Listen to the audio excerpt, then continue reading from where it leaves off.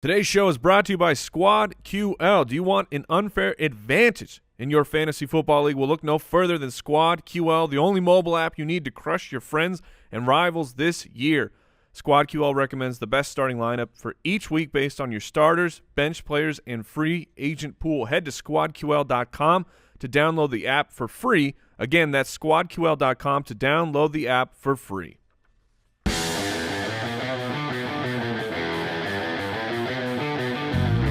Welcome to the Fantasy Footballers Podcast, coming to you from the Playdraft Studios with your hosts, Andy Holloway, Jason Moore, and Mike Wright. We are back! Back in black!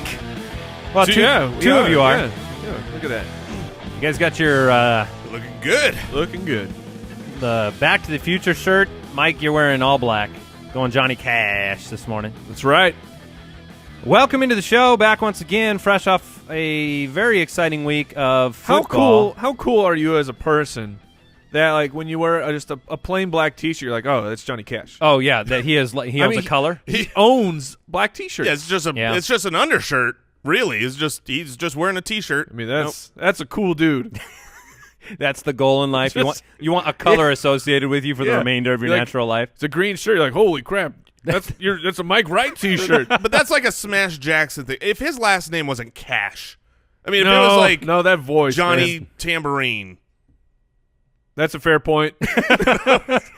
That's one of those ones where as long as it's ordinary or cool, he'd have been fine. But if it's tambourine, you don't call the shirt That's tambourine. an uphill battle Right. with the tambourine. That's an up. You changed that one. You got to do that before you go into show business.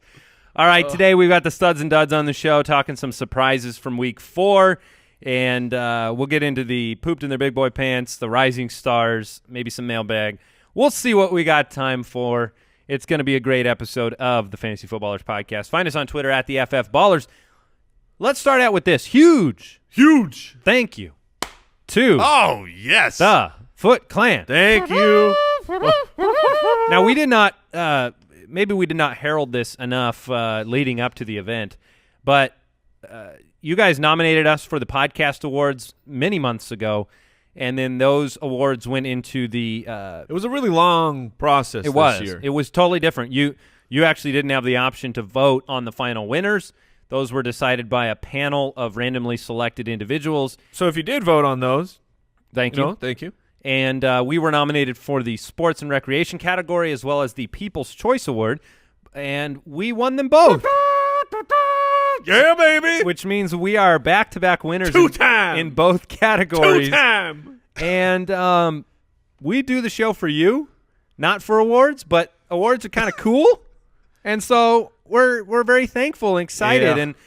And from my understanding, the first back-to-back winners of the People's Choice Award in the history, the 12-year history of the podcast awards. Does that mean we're the best podcast of all time? I'm just curious if that's... I mean, That would be a very is that science? a very humble Yeah. statement for you to make, Jason.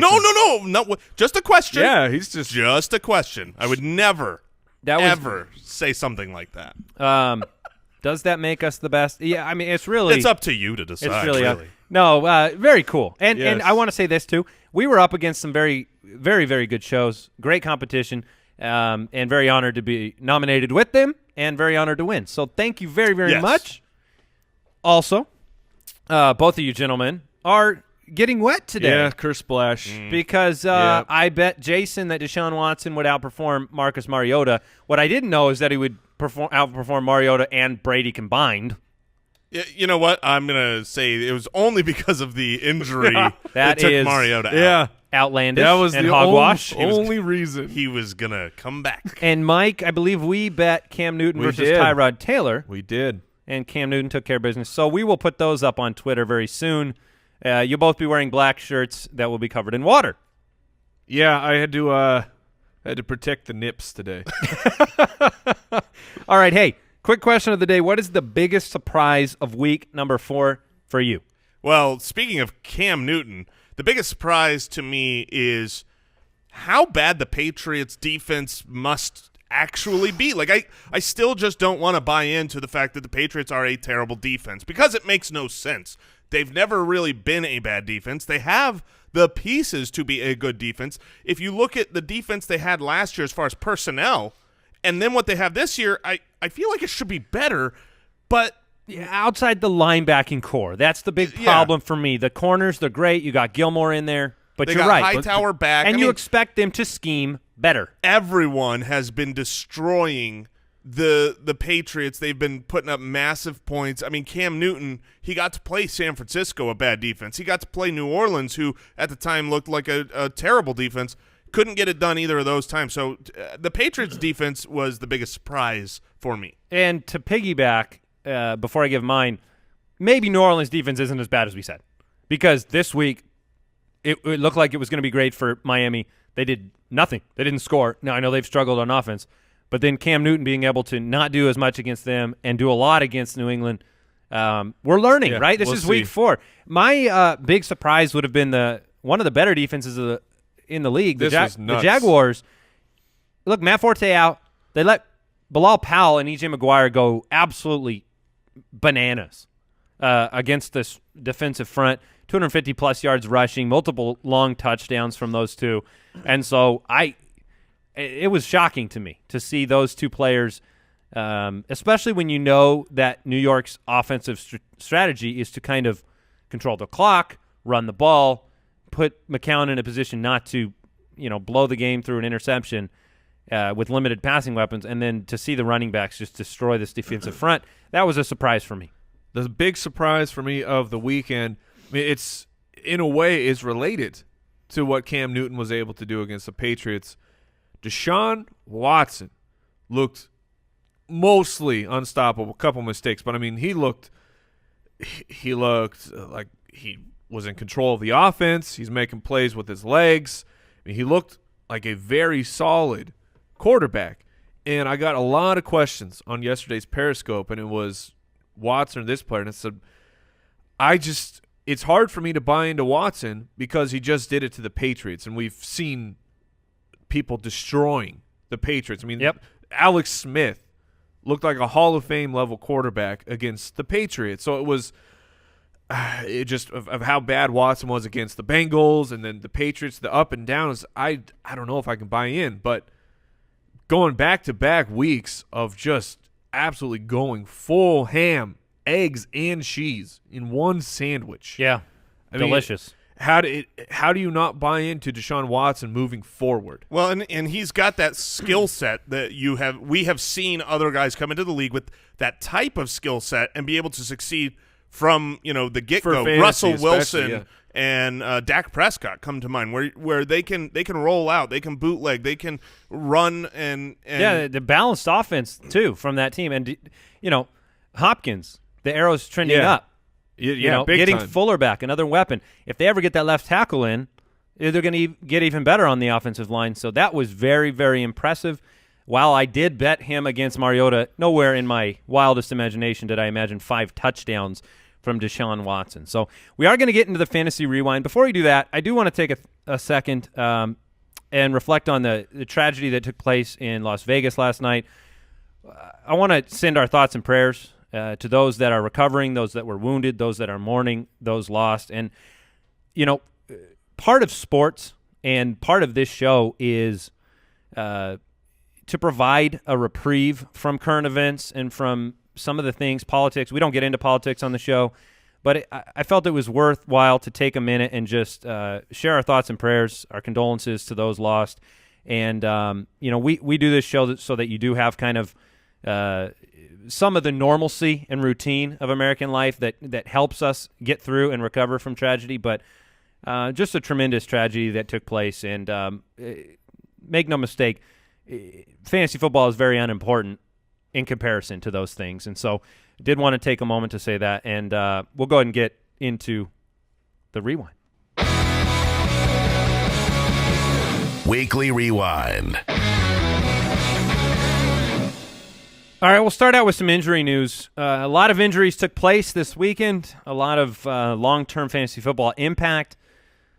The big headliner, and it's really unfortunate, Dalvin Cook, the team fears that he's suffered a torn ACL. He's going to have an MRI today. And even Jerick McKinnon left that game. if you're a Dalvin Cook owner and you're scrambling right now, you look like you were golden, but this is the nature of fantasy football. Yeah, where are you turning? I was just going to point out first, we talk a lot about don't bail early in the season. Sometimes teams that look like juggernauts, they lose a piece and another piece just it doesn't stay as hot, and all of a sudden they go from the best in the league to the worst. You've got to stick through. You're speaking of other teams in your league. Yes, other teams in your league. You've got to just keep persevering week after week. As far as the backfield here in Minnesota, I still lean towards McKinnon. I don't think – look, both of these guys now are dealing with an ankle problem, but one, Latavius Murray, he's talking about how he's still not 100% from the ankle surgery that was months ago. He doesn't look 100%. He hasn't shown signs of life yet. So I lean towards McKinnon, but I don't think either guy is really going to be great. When you lose your starting quarterback and your star running back, your offense is going to hurt. This is a downgrade for all parties involved, even Stefon Diggs and Adam Thielen, I believe.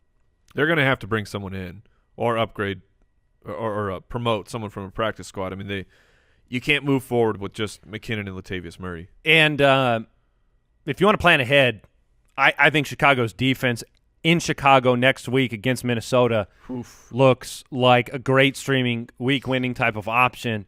I stuck with the Lions this week against Minnesota just on the basis that the Lions have looked great as a defense and the basis that Case Keenum consistently can't get it done. And then losing Dalvin Cook, one of the game breakers in the offense, is going to handcuff their upside. That's very unfortunate news. You're going to have to find another option because I think the backfield is going to end up looking a lot like, Seattle or New Orleans or a situation that's hard to predict, and week-to-week upside is in trouble. Derek Carr exited with a back injury. Suddenly that offense is not churning, not moving. And Derek Carr, he's having back spasms as of the most recent report this morning. And we're going to have to figure out whether he plays against Baltimore next week. He probably will. Yeah, from what I hear, he is likely to play. And this offense, they're matchup dependent. I mean, it was a huge blow to that offense. Michael Crabtree is a huge part of what they do. He didn't play, but even still, the Broncos have just shut down Derek Carr. And I know for fantasy, Carr was somewhat okay because he had that long bomb touchdown. But, I mean, Amari Cooper shut down. Marshawn Lynch shut down. It's just if you're playing Raiders, you're playing matchups. And there you go. That's unfortunate. It's a great take. For high draft capital to be like, well, I got to bench this guy now. This is what last week we said trade away Derek Carr with the slate that he has. Last week we said pump the brakes on Marshawn because of the Denver matchup and because of his involvement. I felt like watching that game, the only way that something was going to happen was some crazy big play. And that's what happened. And that was you're right, Mike. You're right. Oof. Marcus Mariota left with a hamstring injury. He's going to undergo an MRI today. Do you have any updated news on Mariota? Because I'm concerned about this offense as well. I don't have an update, but at the same time, if he had a strained hamstring, and the team is just getting absolutely blown out, as a coach, I know that players they always want to go back in, but as the coach, you're the franchise quarterback. I personally would pull him out. Now, like I said, I don't have an update that says Mariota is possibly missing this week, or if it was just that light strain. But he was ruled out. He was ruled out very quickly, and usually when there's a hamstring problem, you don't just get immediately ruled out. But when he went out, they were just getting blown out. And I agree with you, Mike. We haven't heard things yet that there's huge concern. So I think it was more a matter of not wanting to put him in harm's way. I mean, it's with still a hamstring injury. Yeah, him going through the MRI, I'm worried about maybe a 1 week absence for Mariota, but we'll find out. Yeah. Julio Jones left with a hip flexor. He's not expected to miss any time, according to Adam Schefter, but welcome to Julio Jones and the existence of owning Julio Jones. He's not been the difference maker you need thus far this year. He looked like he was on pace to have a very solid game. He went down. Mohamed Sanu also went down in this game, and they have the Week 5 bye. Is that correct? That is correct. If there's a chance that Julio and Sanu are going to miss time, Do you have any Matt Ryan concerns? I think that that's fair. I would say that. I mean, we're talking 2 weeks. I think in advance, Tevin Coleman, Austin Hooper, they get the minor bump. I don't really translate it to Taylor Gabriel's target share, but maybe he goes up a little bit. But, the offense obviously struggled this week. Austin Hooper and his 7 targets ruining everything. Yeah, I think this was another you talked earlier, Andy, about how we're still learning. And I think one of the things we learned is that Buffalo's defense, I realize Julio left during the game and Mohamed Sanu left, but I think Buffalo's defense is good, legitimate. Yeah. You're talking about the division-leading Buffalo Bills? Yes, I am. Speaking of the Buffalo Bills, Jordan Matthew, he's going to undergo thumb surgery to have a pin inserted, could miss a month. Yeah. Chris Carson carted off with a leg injury. The report now is that a broken ankle. So he was in an air cast, and then this morning they'd updated that. Looks like a broken ankle. You're toast at that point. You're not probably coming back until late in the season, and he hasn't earned kind of the auto start once he's back. So who actually is the beneficiary there in a struggling offense? I mean, is it Eddie Lacy looked pretty good. McKissick. Yes. Yeah, but I mean, he only had 4 carries, and he's more of a scat, isn't he? Yeah, well, because he's a converted wide receiver. He took the place of Process. He would have had those carries and that role no matter what. Just saying. I mean, he looked when he came in on his touchdown run. I was like, holy crap! Like, that's the first run from Seattle that I can think of this season where like, who's that guy? That guy ran like an animal. And then to hear Collinsworth and the announcers talking about how in practice that week they kept going, "Who's that guy?" And he did it. He's definitely a guy that will be on my waiver claims as a flyer. Really? Yeah, okay. really. Yeah, I agree. He looked too fast, and the opportunities there. Rawls was a healthy scratch. Procise is injured. Lacey was active. I think it's a mess, obviously, with that offensive line. That's why it's only a flyer at this point. No, flyers turn into starters. You never know. Tariq Cohen, for example. Right. Ameer Abdullah rolled his ankle, didn't sound concerned, said he could come back into the game, scored in this game on a nice run, and actually looked great. Good. He was someone I was targeting last week, and I'm targeting this week with, I had been starting Jaquiz Rogers. I'm looking for another running back, maybe your Dalvin Cook owner. He's not my rising star this week, but he was in consideration. The arrow's pointing up for me. Paul Perkins left the game with a rib injury. You saw Gallman Jr. Do you think that Wayne Gallman takes over this job? I don't think that I think it's one of those jobs that you're not excited to take over. I'm not necessarily. There is no job to take over. I'm not saying fantasy we're very excited, but just real NFL. Do you think Gallman will be taking over that job? Looked a lot better than Paul Perkins did. Paul Perkins, when he takes the handoff, he closes his eyes and runs straight. It's just what it looks like. And he hits the butt of his guy. He hits the butt of somebody else. It doesn't matter. He is just trying to run straight. Odell Beckham Jr. said he's all right after suffering finger and ankle injuries in Week 4. He dislocated his finger. He aggravated the ankle injury. He went full Paul Pierce. He was writhing in pain and then just ran back out for the next play. Should be okay. Yeah, he should be all right.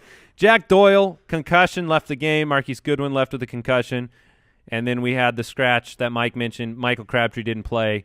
Galladay, Burkhead, Snead, they all were inactive. My goodness. All right, some non-injury news. The Ezekiel Elliott hearing with the Fifth Circuit Court of Appeals is scheduled for today. This is why, picking up a McFadden or a Morris just as a flyer, as a maybe. Did you see Alfred Morris' 70-yard run? 70? Yeah, I mean it was ridiculous. It was a little ridiculous. He wasn't able to score. I mean, it was like Do Alf. you know that? Oh, Alf. He was my pickup on Sunday morning. If Crabtree had been moved to out in time for our waiver pickups, I was sitting there waiting. Just a JIC pickup, and just in case, have somebody on your roster now. But he'd be a cursory waiver wire flyer just in case Ezekiel Elliott's suspended. Hey, Mitchell Trubisky. Nobody beats Mitch. Hey, you said yesterday that, or last week you said Mitch will right be after starting. the Thursday night game, and sure enough. He has been named the starter. Mitchell Trubisky. You had alluded to the fact that you were a little worried for Tariq Cohen. I'm neutral on Cohen, and I'm excited for Jordan Howard. because if the offense can move at all, it just benefits Howard's opportunities to get into the end zone because you need the pass and the run, and they've been run only. That's their offense. You need the balance that you saw from Houston. Part of that's the fact that they don't have any wide receivers, though. I was going to say this is actually tight end watch for me. It's Kendall Wright watch too. Fair, but just seeing the way that Trubisky was targeting Adam Shaheen in the preseason. I mean, they already had a connection going on. So whether that's Shaheen getting more playing time, whether it's Zach Miller, it's something I will be keeping my eye on this week. Yeah. Doug Martin, your suspension is over. We'll find out what happens. They play Thursday, so you're going to get an early indication of their plans with Martin. Do they, he'll be the starter given the complete workload. That's my belief. Interesting. Now, when your suspension's over, that's when you can resume practicing with the team. My thought is, if you're going to practice 3 days this week and play a game, there might be a pretty shared workload. Now it's New England. That might be enough to get it done for fantasy. So I lean that side. You said he gets the full workload. To Jacquizz Rodgers' credit, 5.2 a carry this week. He looked, yeah. He's just so sneaky, man. He's always getting these games. He's always looking good. Some screen passes. Ugh. All right. Quiz. I love him. Week 5 buys. Keep it in your mind. Falcons, Broncos, Saints, Redskins. All right? All right. Before we move on into the stud muffins, we do want to thank a sponsor of today's show, Harry's Razors. All right? I love my face. And I love my face and and my neck. It's not bad. Yeah, and I want to take care of it. And I take care of it with Harry's. I've been using Harry's razors for years now. They are part of my routine. I don't have to worry about going to the drugstore and paying $4 for those expensive razors. They're just $2 a blade for Harry's, and it's super high quality. So I love shaving with them. Smooth shave, close shave, comfortable. It checks all the boxes. And they're so confident that you will love their blades as well that they're giving you their free trial set. You just cover the shipping, and the trial set comes with a weighted ergonomic handle, comes with 5 precision-engineered blades with lubricating strip and a trimmer blade. You get a rich lathering shave gel and a travel blade cover, so a $13 value for you to try. So listen, guys, Foot Clan, stop messing around. Start shaving with Harry's today by claiming your free trial offer, $13 value for free. Just cover the shipping. To get your free trial set, including that razor handle, 5-blade cartridge, and shave gel, go to harrys.com/footballers right now. That's harrys.com/footballers. And we'd also like to thank Movement Watches. The three of us, all three, have Movement Watches ourselves. Mike, you are rocking a beautiful You're darn right I am. Movement watch Today. Is it time to check them out? Oh, very nice. No, these are really nice-looking watches. They were started by two broke college kids. They wanted nice watches, but the problem with that is nice watches are so expensive, so they decided to fix that, and they created really nice-looking, they're beautiful. They're great. Well-crafted, minimalist-designed watches, and they did that starting at just $95, which is unheard of for really nice-looking watches. That's a fraction of what you're going to find, even in department stores. They cut out the middleman. They did everything online. These are beautiful watches. So you can get 15% off. Just go to movement.com/footballers. That's mvmt.com/footballers. Get 15% off plus free shipping and free returns. That's mvmt.com/footballers. Join the movement. All right, guys, let's move it on. This week's Fantasy Stud Muffins. Confirmed torn ACL for Dalvin Cook, done for the season. He's having surgery. Yep. So Mike Zimmer just talked about it. All right, let's get into the quarterback stud muffins this week. We've talked about Deshaun Watson, but let's give you the numbers. 25 for 34 for 283 and 4 through the air, and then another 4 for 24 and a touchdown on the ground. Has Kansas City, Cleveland, and then a bye week coming up. All signs point to start with Deshaun Watson. When you have the talent on the outside and what we got from Lamar Miller this week, man, and Will Fuller. I mean, and Will Fuller is not necessarily I'm going to run out and grab him because he had the 2 touchdowns on 3 or 4 receptions. It's just another weapon for Deshaun Watson. Fuller is a bigger upgrade for the quarterback. Yeah, and he's a burner. He can make a big play. At this point, You got to stay in the flames with So Deshaun Watson. you're starting Deshaun Watson against Kansas City next week? I would be. Will he be in your top 12 I imagine that he will be. against Kansas City? At home, Kansas City. At home, Cleveland. That's Light him up. that's a solid 2 weeks here for Watson. By the way, for all the crap that Chicago got on draft day, this is why you do what you do. Look at the hope that Houston has with Deshaun Watson. Look at the hope that even Cleveland has with Deshaun Kaiser. Now you look how bad Mike Glennon is. You drafted Mitch Trubisky, and if you hadn't, you'd be staring down Mike Glennon the rest of this season. At least now you've got some hope. This is the NFL. You've got to have that young quarterback. Yeah, and this year's rookie quarterbacks, they've surprised. I think, I'm always worried, okay, Tom Brady's going to retire. Peyton Manning just retired. Drew Brees, how many years does he have left? Well, the incoming rookie quarterbacks, they're looking like they're going to take over. Yeah. Be good. Yeah, so look, Cam Newton, welcome back. 22 for 29 for 316 and 3. Also scored a rushing touchdown, 8 carries for 44 yards. Cam Newton. Was that misdirection, all that coach talk about, hey, we're not going to run the ball with Cam? Was that just playing poorly the first couple Well, weeks? here, Mike, this might speak more. Now, it's New England, but it might speak more to what you said, which is he was getting healthy during the year.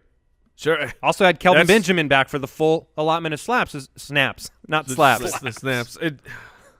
Man, I don't know what to do with this Patriot defense because quarterbacks Like Watson last week. Quarterbacks are having these huge games, but is it that confidence boost that all of a sudden propels you like, oh yeah, I'm actually a good quarterback? Let's Andy, put this to the test. You have really liked Detroit's defense this year. You rolled them against Minnesota. Cam is going to Detroit next week. I'm rolling the Detroit defense.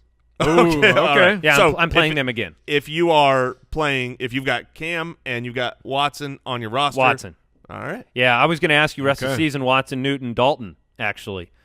Dalton had a monster week. We expected as much against Cleveland. 25 for 30, though, for 286 and 4.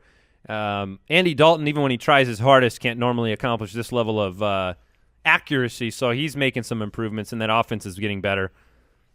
They have Buffalo, then the bye. Not a great start next week against Buffalo. So I would not do it. He was the start of the week this week against Cleveland, but Not going to do it. But this is one of those situations like Simeon where 1 week he's good, 1 week you play the matchup. Winston, Manning, Wilson, they all had great weeks. What are your takeaways from the Stud Muffins? Prescott? Nice. Dak Prescott. Prescott, Rodgers. I know Mike had already claimed. He said yesterday, he's like, my start of the week this week's going to be Jameis Winston because he's playing against New England. But the guy that sticks out to me the most is Russell Wilson. Russell looks like the offensive line. Russell Wilson. The offensive line for Seattle looked strong enough to where they could run some of his design plays. I realized it was against the Colts and it was in Seattle, but this is back-to-back weeks now. He did it the week before against Tennessee, where he is doing what he's done for fantasy. You got to erase those first 2 weeks. And do not watch the first half. Yeah, well, that's my piece of advice. If you have Russell Wilson as your fantasy quarterback, you know what he figured out? Don't watch the first half. Because we've been talking about how Russell Wilson's a bad first half of the year quarterback, a really good second half of the year quarterback. Maybe he figured out, because this is the same in the Tennessee game, let me just be a good second half quarterback of the game. I think you're onto something. Then every game I can be all right, because he wasn't good the first half of either game. But I believe Russell Wilson will be top 5 quarterback the rest of the way. All right. Let's move on to some running backs here. Todd Gurley. My goodness. Still Todd Gurley. Keeps getting it done. Yeah. He has the gauntlet. Seattle, Jacksonville, Arizona, Yeah. but it's not much of a gauntlet. Let's be honest here. Seattle, they're banged up, and they've been able to be run on this year.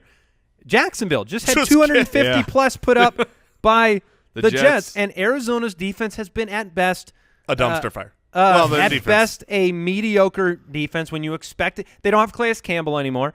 Let's not be afraid anymore of this schedule. I do not think that you can trade Gurley Don't do it. The thing that gives me hope about Gurley is what he's been doing in the passing game. That you look at, your Le'Veon Bells and your David Johnsons, the guys who are at the top that are matchup proof, that are game script proof. It's because of how involved and successful they are in the passing game. That's what you've seen from Todd Gurley.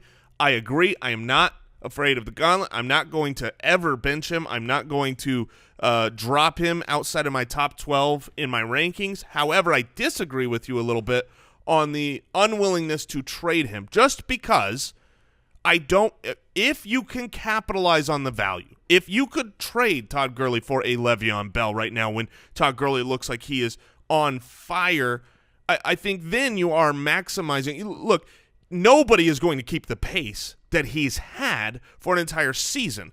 And so over this next stretch, if you can capitalize on that value and still have a just as good or a better running back in a trade for him, I would be willing to do that, because now he's got nowhere to go but down. At this point, that's not to say that he's going to fall out the bottom. Well, Mike, I'll let you speak. I'm not trading Todd Gurley.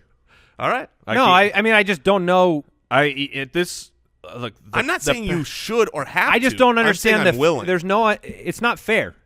It's not fair if you're not sitting here saying trade Kareem Hunt. I don't hear that. Why aren't you saying that? Can't. That's the pace you can't. The amount of 50-plus yard touchdowns for Kareem Hunt is unsustainable. Whereas Todd Gurley, he didn't score a rushing touchdown in this game. Put up 35 fantasy points. I was saying to try to trade Kareem Hunt for Le'Veon Bell, and a lot of people Bell's actually did the only situation that I'm moving Todd Gurley right now. Lev Bell had 35 carries this week for 144 yards and 2 touchdowns. But I just love what I'm seeing from Gurley. And those of you that grabbed him in the 3rd round, congratulations. Yep. Todd Gurley he's winning. He's won me over. Zeke, big game. Yeah. 2 touchdowns. And 1/2 a yard short on that 4th down that would have moved them. The Rams won. They did. Almost upset. That was a full upset, but I'm always yes, no, I get it. You called the shot. Anytime there's no segment called Andy's Upset of the Week. It's called the Almost Upset. I'm happy when they win. All right. You like being wrong. Lamar Miller. Yeah, I do. My guy, Lamar Miller, got it done big time. He looked. Now he's your guy again. Welcome back. I have kidding waited me? for years for this. Don't you take this away from me. Groundhogging. This a rough. The Houston Did Lamar Miller have a good game yet? The Houston Texans. Nope. Okay. Oh, come on. I have stuck with Lamar You Miller have not. through the gutter. You have equivocated. Oh my goodness. I'm not trying to take it away. There's nothing to take away because you haven't stood up for him. He has stayed with Lamar Miller. The offense of the Houston Texans. If what we're saying is true about Watson, we said before the year the running quarterback. If you don't understand why we're laughing, Andy did a full groundhog peeking up. 2 weeks of winter. Yeah, you got to check that one out on the YouTube. Summer has come.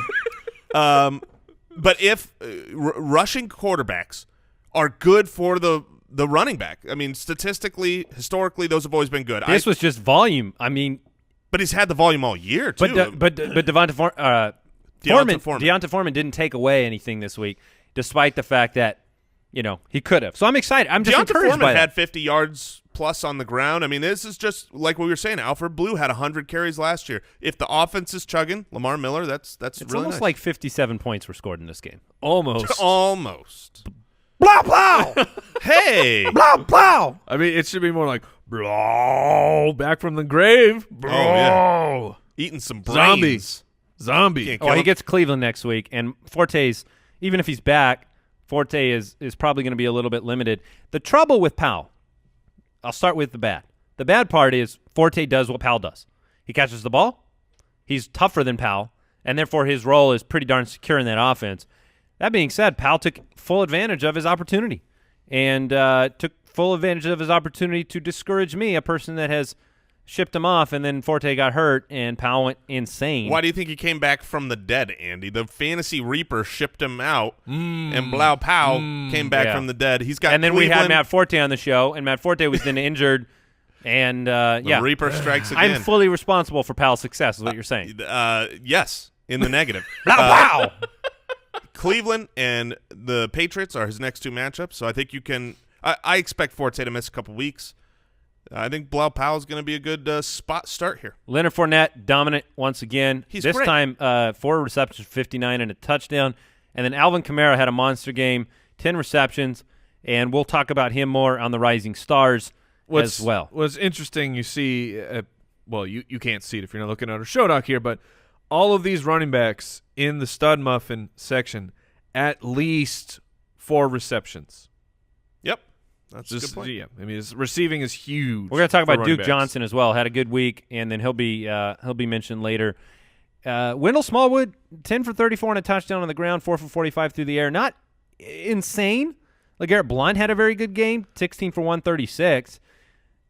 This was you're going to see it shake down, I think, both directions the rest of the year. You're going to have a good Blount game, you're going to have a good Smallwood game, and you're going to have games where neither of them does very much, and you're throwing the ball 40-plus times. So. Yeah. Blunt, he gets made fun of a lot because he looks slow and but we got to say he looked good. Like there were a couple runs where it was like, wow, there's some power, and is that a hint of speed? Yeah, I saw it. I just want to give him credit where credit is due. Yeah.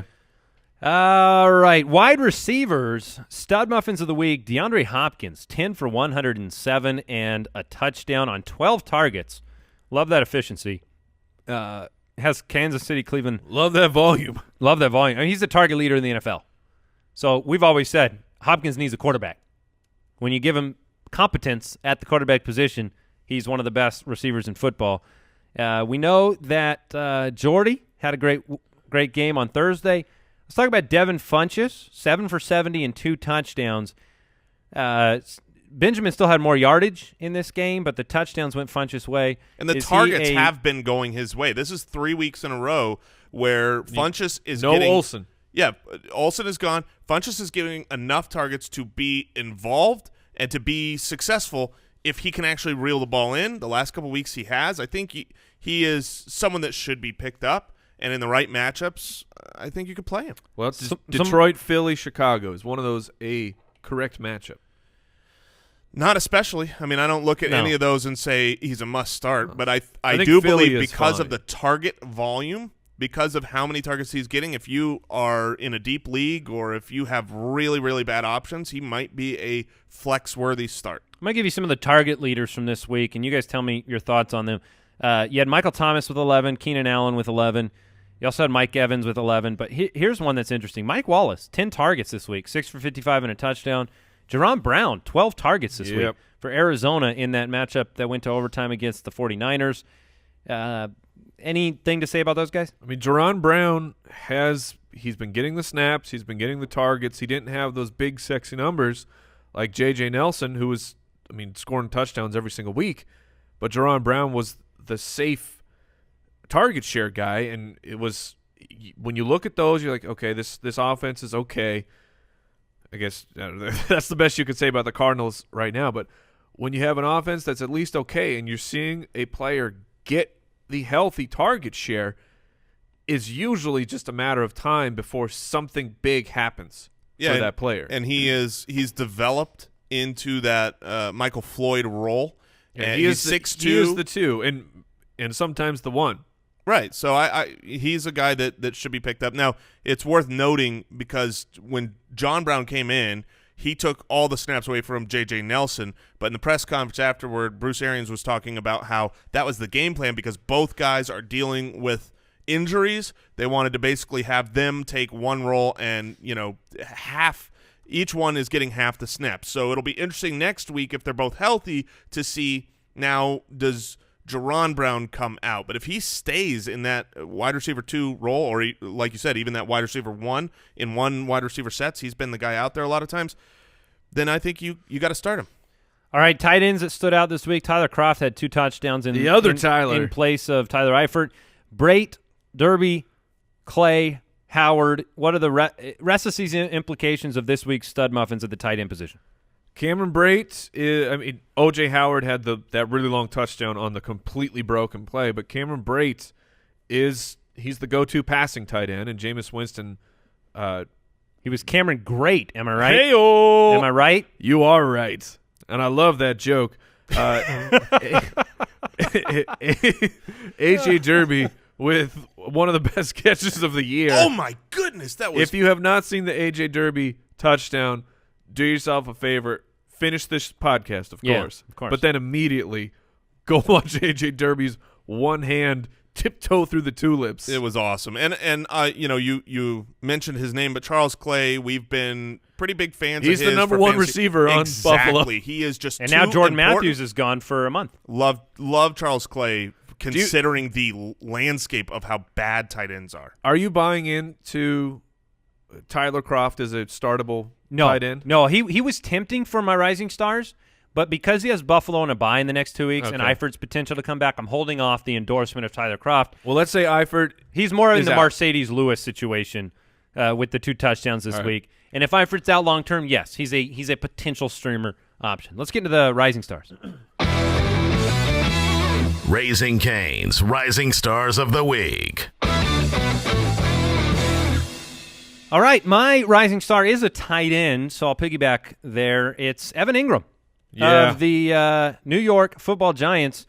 Look, every week, Evan Ingram has been consistently targeted. 4 receptions the first 2 weeks, then 5 last week in Philadelphia. This week, 6 receptions for 62 yards in Tampa Bay. That is the definition of a rising star, an increase in targets, routes run, the ability to get downfield. He is, as Mike has said, another coming of Jordan Reed. Maybe you go back to when Aaron Hernandez was able to be a speed route running tight end. And the beautiful thing is Ingram is not much of a blocker. So you bring him in, you give him 11 targets in yesterday's game.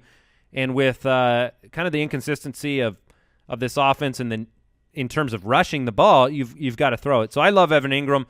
I think he's a player that I would start rest of the season over anybody like Jared Cook. For sure. I love Evan Ingram. Yeah, Evan Ingram was if you follow us in the offseason, he was my favorite dynasty tight end because he can't block. I mean, he's an athletic freak. You don't get points for blocking. Exactly. I don't want – it's like O.J. Howard. I mean, the guy's a sensational football player, but in fantasy, I want receptions. And you're blocking too well, son. Yeah, so you got to stay in and block. No, I want the guy who can't block but is too big to be a wide receiver. Exactly. So Evan Ingram, this is much sooner than I thought for Evan Ingram. I thought we were looking at least a 2-year learning curve here from Ingram, but love it. Now I'm going to give you guys some numbers, and let me ask if you can find the trend that is happening here. 5, 6, 7, 10. What's going on there? They're going up. They are going Whoa. up, and those are the targets for Mr. Duke Johnson, running back from the Cleveland Browns, while Isaiah Crowell has been an absolute bust of a fantasy player. Duke Johnson is saying, it's not a worry, guys. It's not a worry. You should pick me up, play me, because he's game script proof, and I know that they were getting absolutely blown out in that 10-target game this past week. But when they were in a competitive game with the Colts, that was still 7 targets. He's going to be involved. He's on the field, and he's out-snapped Crowell in 2 of 4 games. So he's at this point, these aren't full-on flames of glory for Duke Johnson. There's definitely a slow burn here that I'm gonna put my spaghetti sauce on there. Cook it up. Let it get the fragrance permeating There's a the room. Bubbling. So, Pro tip: put some brown sugar in your spaghetti there you sauce. go. Really? Oh, it's so good. Yeah, put some Pro brown tip: sugar. put some brown in sugar your on spaghetti blank. sauce. And put Duke Johnson in your starting lineup. Yeah, There you go. All right. it's not going to help me trading for him today, like I'm trying, because the guy I'm trying to trade for is definitely listening right now. Yeah, Just you, whoever Andy's talking about, Duke Johnson's bad. Thank you. Yeah. My rising star is Alvin Kamara.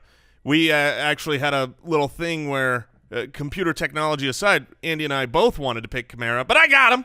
And He cheated. Yeah, he was the guy that before the season I made on the bold predictions episode saying he would finish the year as one of the top 3 rookie running backs for fantasy, despite how great the rookie running backs have been. Right now, he's 5th. Dalvin Cook is gone, and he's just like 2 points behind Tariq Cohen. I think the outlook is looking better right now for Kamara than it is for Cohen.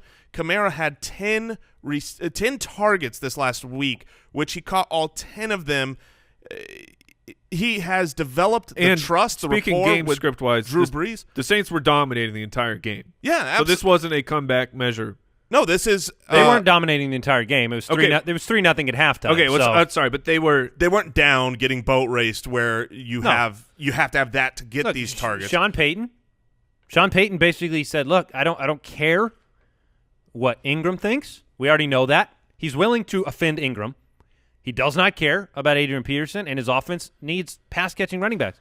Kamara was on the field all the time. The reason that I like him and lined up wide is because, in part, of Adrian Peterson. This three-headed beast of running backs here has become a two-headed tandem. I mean, Adrian Peterson is not involved. He is barely a factor in this offense, and that allows Alvin Kamara to go into that Darren Sproles role, that Reggie Bush role. This offense, we've seen it be successful. I think Kamara is going to come out of the bye next week and just be all that more utilized and involved in the offense. He's going to be a startable asset rest of season. And just to add to last week, we said we can drop Adrian Peterson. 6 total snaps, 4 carries. Didn't get his first snap until late in the second quarter. As Jason said, he's an afterthought if it wasn't for his name. You would not even be talking about him. You would not even be referencing him. You're just paying attention to the name, and he has no role in this offense. Unfortunately, it didn't come to fruition there. And, look, this week I thought it'd be Ingram. I thought Ingram would take that carry share. It was Kamara. So those were the Raising Cane's Rising Stars of the week. Ingram, Duke Johnson, Alvin Kamara. Remember, game day tastes better with Raising Cane's tailgates full of fresh, 24-hour marinated hand-battered chicken fingers and fresh brewed sweet tea. Visit RaisingCanes.com to find your nearest location. That was funny. You were talking about Ingram, and then you said the Rising Stars were Ingram. And then I was like, oh, that was Ingram with an E. Ooh. Yeah, Ingram. But on Mark Ingram, you said you thought he'd have the carries. He did. This back-to-back weeks where he had 14 carries. So I think Ingram is he just needs to get in the end zone, yeah. and he'll give you a good week. I think he's startable. I think he's absolutely a startable player. Pooped in his big boy pants. All right. All right. Honorable poopers of their big boy pants. Jay Cutler, you pooped like nobody's pooped before. Oh, man. And it's crazy because he's got 2 weeks worth of his pants filled. Yeah, and great matchups, at least on paper. But the way the game started, Jay Cutler was sharp. He was very accurate. Yeah. He made a bad pass, a bad fade pass to Julius Thomas in the end zone, and then it was done. Yep. Everything fell apart after that, on top of Miami just loving they were loving those yellow flags. Every time something good would happen for Jay Ajayi or the Miami Dolphins, there would be a penalty. Yeah, not good. Not good. You got to remember Jay Cutler, he wasn't that good. He wasn't that good with Chicago. Deshaun Kaiser had a stinker of a game. He's up against it in Cleveland, and so you're trying to catch the lightning in a bottle week to week with him. He's a streamer a couple weeks ago. Did not look like a good matchup with Cincinnati in this one. Matthew Stafford against Minnesota, disappointing week. They won the game on their defense, on the back of their defense. Matt Ryan, though, against Buffalo, 24 for 42, 242 and 1. Did 2 picks. He lost his number 1 and number 2 wide receiver. So it's hard to give a guy a free hall pass when they fail your fantasy team, and it hurts in your soul. But I mean, come on, Yeah.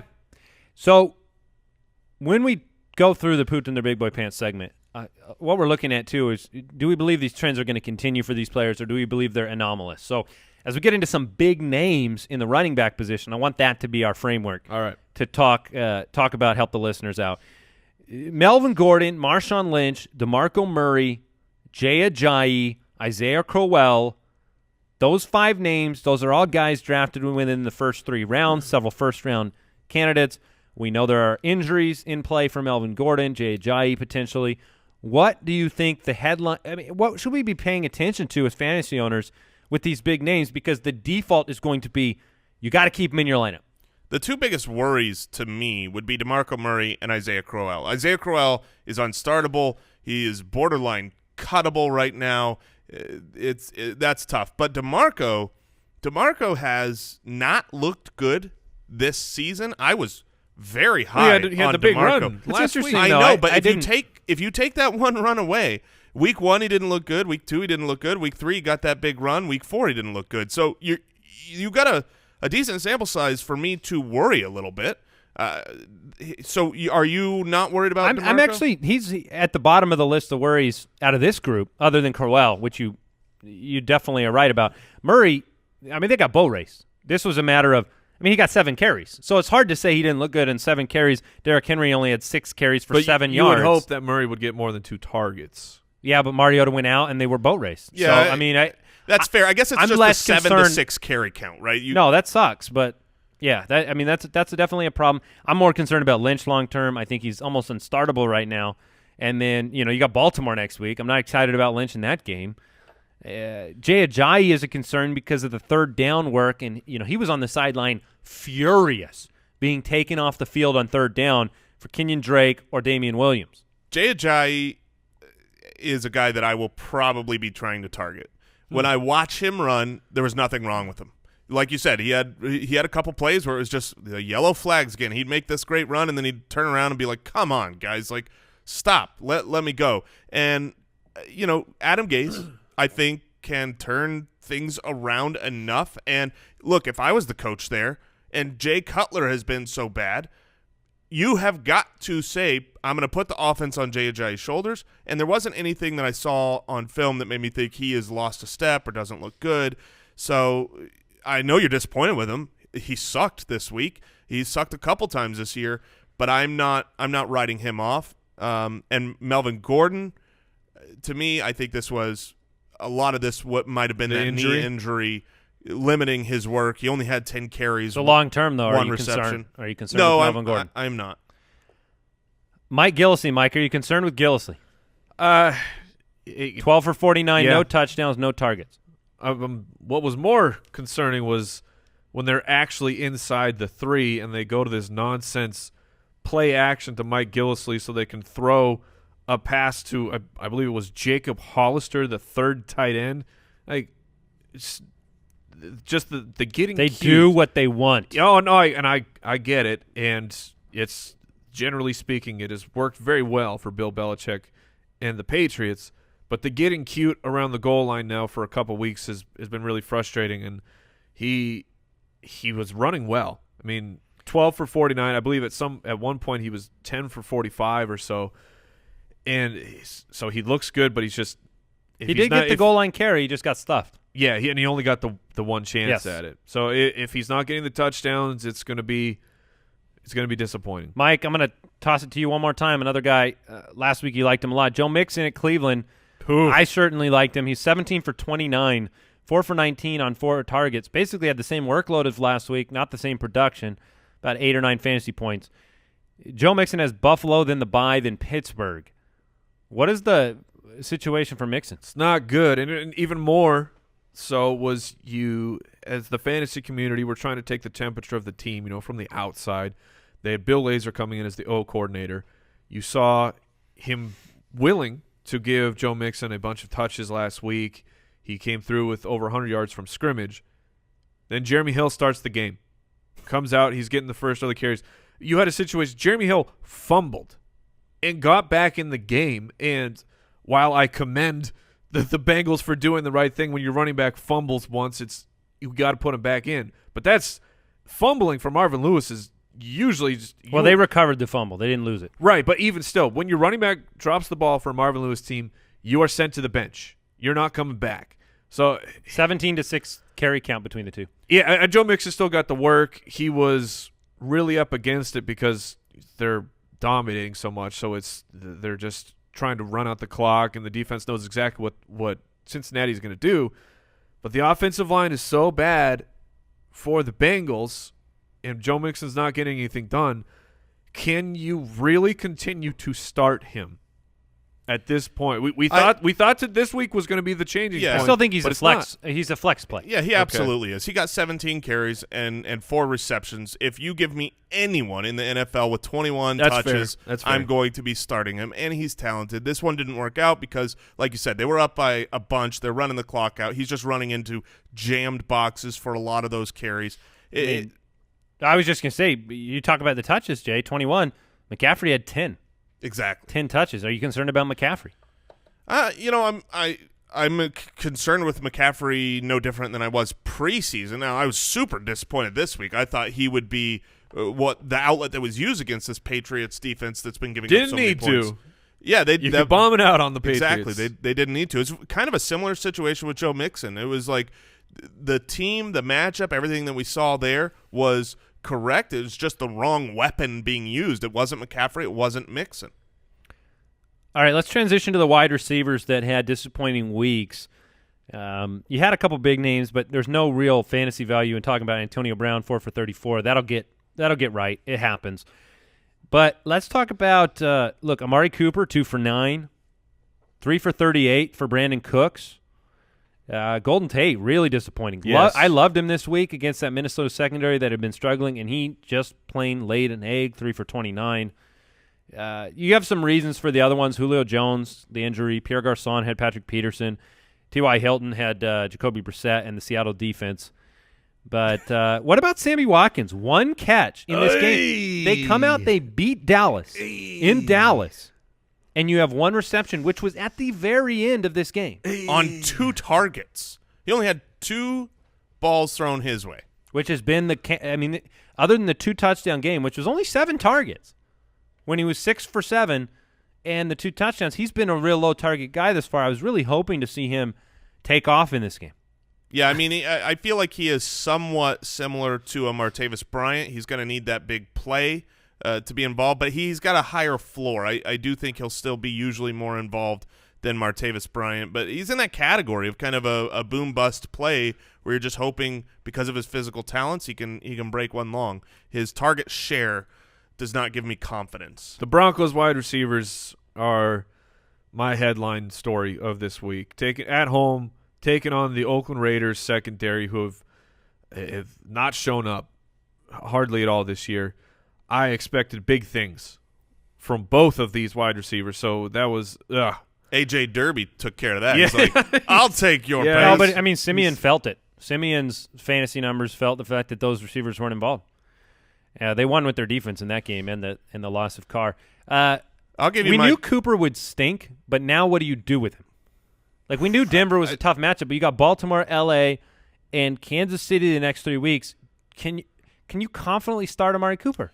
Confidently, no. Certainly Baltimore is not the best matchup. The next 2 weeks after that, I realize they aren't the best, but they're startable. Mike nailed it in the sense that when you're talking about the Raiders, all the pieces, other than Crabtree, I think when you're talking about Carr, Lynch, and Cooper, you're playing the matchups, and then depending on how juicy the matchup is versus how difficult, you have to use those to kind of map your expectations so that you can make the rest of your lineup decisions properly. Do you drop Ted Ginn? I didn't have him already, but yes, not I would. you, sir. This is more of the hypothetical for our listeners. I'm saying yes. You drop can move him. on. Do you drop Eric Decker? I finally do.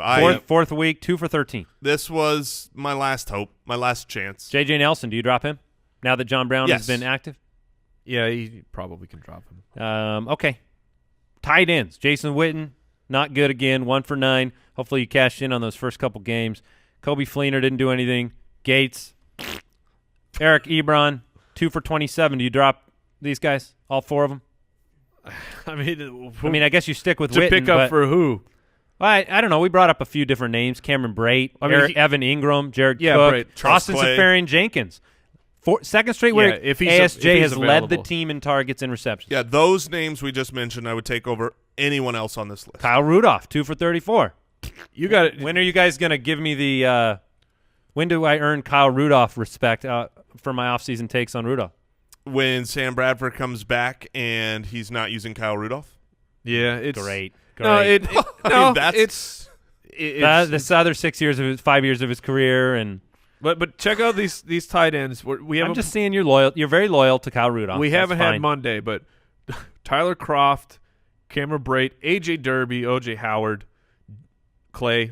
But Clay's in every week. But James Hanna, Rhett Ellison, Luke Wilson, Ed Dixon. Are these the leaders? Those are your Gronk and Hunter Henry are in there, but that's the top 12 at the tight end. Yeah, let's talk on the season. Which means Austin Hooper is still the 10th. Who knows? Austin Hooper is still the 10th best wide receiver or tight end on the season because he had a decent game this past So week. you've got Jason Witten, Evan Ingram, Jesse James, Cameron Brate, Kobe Fleener, Austin Hooper. All those guys are still in the top 12 for tight ends on the season. That's why I like Evan Ingram for the target carry. That's why even if you guys don't love Martellus Bennett, the targets are there for Martellus Bennett every single week. He's still been a top target in that offense. So if you're going to be randomly selecting tight ends, at least go with the target number. That's why I like ASJ moving forward as well. Okay, that's it. We're done. Tomorrow's Waiters show. We did it. We made it through. Thanks again for listening to the podcast. If you are a new listener to the show, click that little subscribe button. That helps the show out a lot. It'll put a new episode in your pocket. Boop, boop. It doesn't make a sound, actually. It's a silent. It's like a, yeah. They can't hear that. It's coming through. Pop quiz. Who has more targets so far on the season? Rob Gronkowski or Evan Ingram? Oh, Evan Ingram. Is that just a trick question? It's a trick question. They're tied. Oh, wow. They both have 30. They're second in the league behind my guy, Zach Ertz. Yeah, if you don't have Zach Ertz or Gronk, just don't even play a tight Every end. time you say my guy, Zach Ertz, I feel like you have stolen my girlfriend. This is Cheating like on ya. 10 years of loving this man. Draft.com/ballers to play with us. Take care. Goodbye. Thank you for listening to another episode of the Fantasy Footballers Podcast. Join our fantasy football community on jointhefoot.com and follow us on Twitter @TheFFBallers.